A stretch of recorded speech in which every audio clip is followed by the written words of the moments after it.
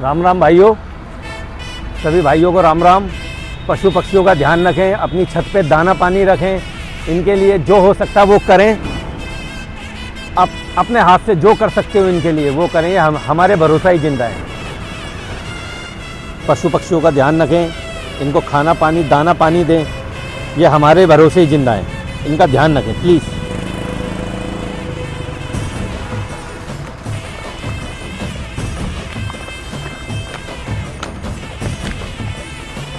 का ध्यान रखें, इनको दाना पानी डालें, अपनी छत पे रखें दाना पानी। डॉगों का ध्यान रखें, गायों का ध्यान रखें, बंदरों का ध्यान रखें प्लीज़।